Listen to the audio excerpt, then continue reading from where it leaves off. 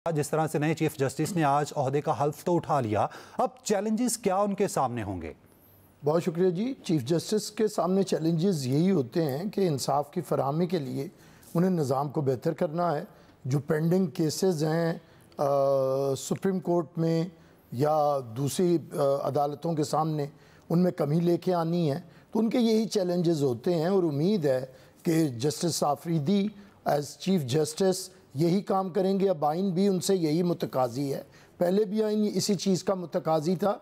जो इनकी जुरिस्डिक्शन है ओरिजिनल 184 में, वो ये मुतकाजी थी कि हुकूमतों के दरमियान अगर कोई मामला होगा तो उसकी तशरीह करेंगे। और 185 इनकी एपेलेट जुरिस्डिक्शन में ये है सुप्रीम कोर्ट के कि इन्होंने लोगों के जो फैसले होते हैं हाई कोर्ट्स के और ट्रिब्यूनल्स के, उन पे अपीलें सुननी हैं। और फिर एक एडवाइजरी इनकी जुरिस्डिक्शन होती है कि अगर गवर्नमेंट किसी चीज़ पे एडवाइस मांगे तो वो करने हैं। तो ये काम नहीं हो रहे थे। एपेलेट का तो ये हाल है कि नीचे लाखों केसेस और सुप्रीम कोर्ट में तकरीबन 60,000 के करीब अपीलें हैं। और अपीलें भी ऐसी कि लोग अपील दायर करते हैं और वो मर जाते हैं और बाद में उनकी अपील की बारी आती है। और आपको इंसाफ की क्लासिक एग्जाम्पल ये है कि जिसने आइन दिया, जिसने पाकिस्तान को एटमी ताकत बनाया, पाकिस्तान का पहला मुंतखब वज़ीर आज़म, जिस पे जुल्म खुद सुप्रीम कोर्ट ने माना कि ये जुल्म था, उसे एक लूला लंगड़ा इंसाफ लेने में 50 साल लगे। तो मैं समझता हूँ चैलेंजेस यही हैं। और सही तरफ कदम उठाया जस्टिस काजी फाइज ईसा ने। मैं एज चीफ जस्टिस उन्हें खराज तहसीन पेश करता हूँ।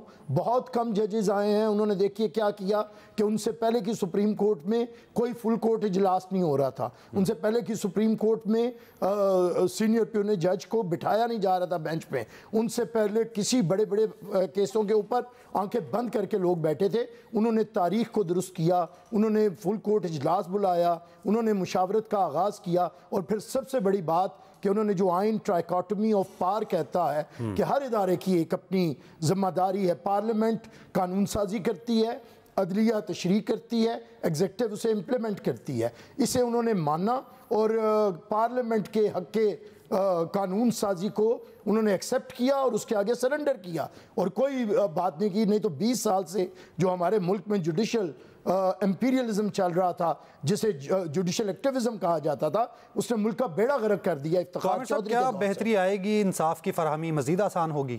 देखिए यही होती है। मैं फिर कहता हूँ कि ये 20 साल जो अदलिया की आमरीत रही, इफ्तिखार चौधरी ने लगाई और बाद तक ये पिछले चीफ जस्टिस तक, बंदियाल साहब तक यही होता रहा, गुड टू सी यू तक।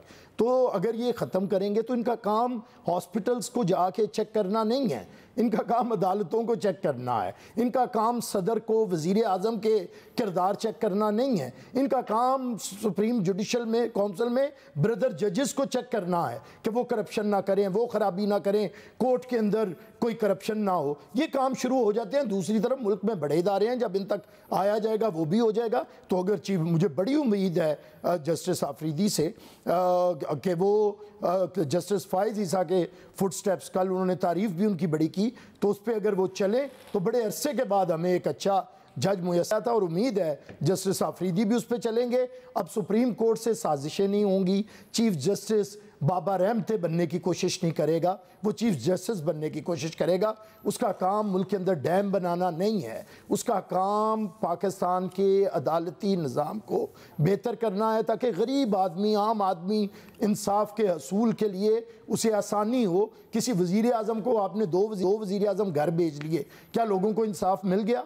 आपने अदलिया में जजों को अदलिया की आज़ादी के नाम के ऊपर उनकी डिक्टेटरशिप कायम कर दी, तो क्या निकला उसमें से? अरसलान चौधरी, जजों के बेटे जो रिश्वत लेते हैं, जज लगवाते हैं, फैसले करवाते हैं, सारे फ़ोन टैप्स आप सुन चुके हैं। तो मैं ये समझता हूँ कि अब उम्मीद है कि जुडिशरी और चीफ जस्टिस सही समत में जो कि आइन उनसे मुतकाजी है कि वो इंसाफ की फराहमी के लिए अपना काम करे। हम दुआ गो हैं चीफ जस्टिस के लिए और अदलिया के लिए। दुआ गो हैं चीफ जस्टिस के लिए और अदलिया के लिए। अवैस सदर जक्कड़ साहब, पीटीआई किस तरह से देखती है इस नए चीफ जस्टिस को और पीटीआई का मौकिफ क्या है इस हवाले से?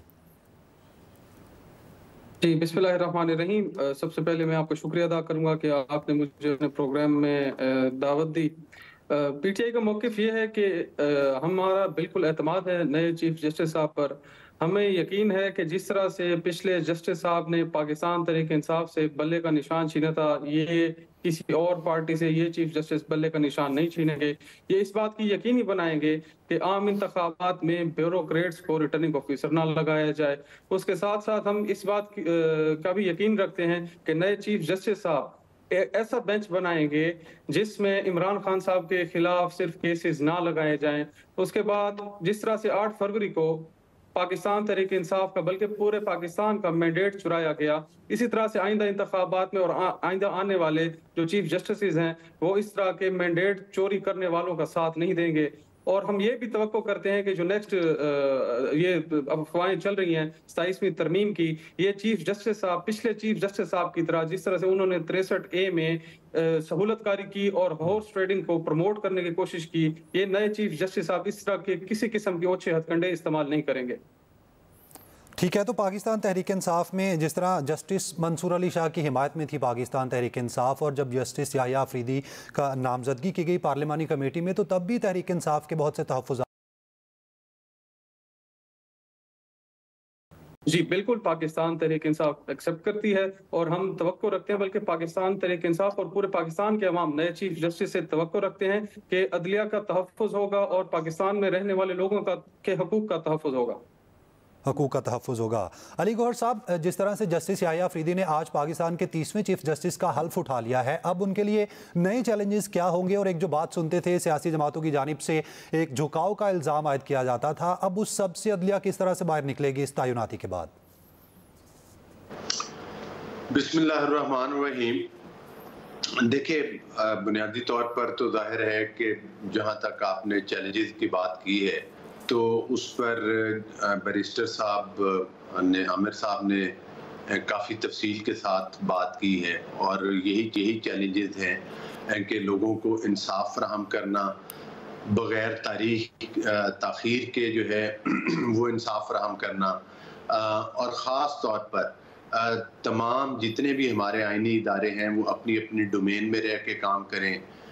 जुडिशल एक्टिविज़म का जो है वो ख़ात्मा भी इनकी तरजीहात में शामिल होना चाहिए।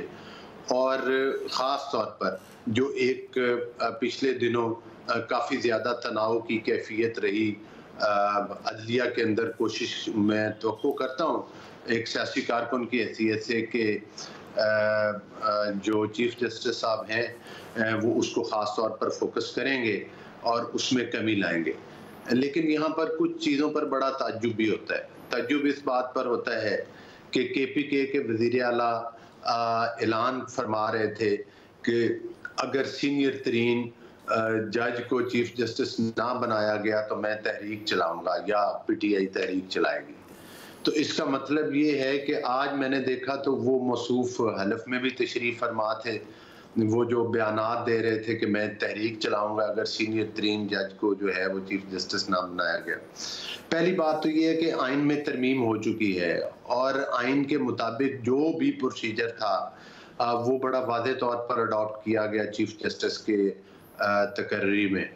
और ख़ास तौर पर जाहिर है कि अपनी अपनी जगह पर सारे जो 3 जजेस थे वो इंतहाई मतलब है कि मैं समझता हूँ कि इस लिहाज से तो कॉम्पिटेंट थे कि वो लायक जजेस थे और अपना काम करना जानते हैं और निभाना भी जानते हैं। लेकिन ज़ाहिर है कमेटी ने फैसला करना था तो उन्होंने आईनी तौर पर उन 3 में से एक का चुनाव किया जो सीनियर जजेस थे।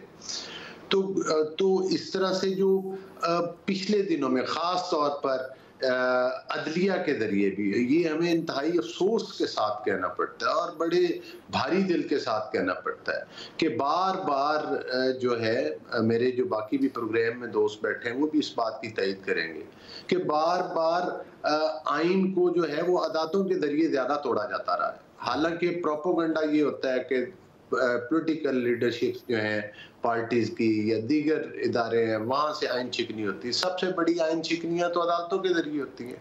जब 63A के जरिए हमजा शहबाज की हुकूमत ख़त्म की गई तो वहाँ पर भी आइन को दोबारा लिखा गया। जब अभी चंद जजेस ने जो फैसला दिया उस फैसले के अंदर भी जिन्होंने इख्तलाफी नोट लिखा जिसमें काजी फायद ईसा साहब थे, जिसमें दीगर 2 जजेस थे, तो उन्होंने भी लिखा कि अगर इस फैसले को तस्लीम कर लिया जाए तो फिर आइन की फलां दिफात को मुअत्तल करना पड़ेगा। इसका मतलब ये है कि एक मखसूस पार्टी की सपोर्ट और एक मखसूस पार्टी की सहूलत कारी करने के लिए इस कदर फ्रंट फुट पर आकर अदलिया के लोगों का जो है वो खेलना, और ख़ास तौर पर जो चीफ जस्टिस कादी फायद ईसा साहब गए हैं उनके बारे में जिस तरह से जस्टिस मंसूर अली शाह साहब ने खतूत में जो अल्फाज लिखे हैं, मेरा ख्याल है कि वो इंतहाई गैर मुनासिब हैं, और उससे तो साफ जाहिर होता है कि उनकी जो पॉलिटिकल एफिलिएशंस हैं वो साफ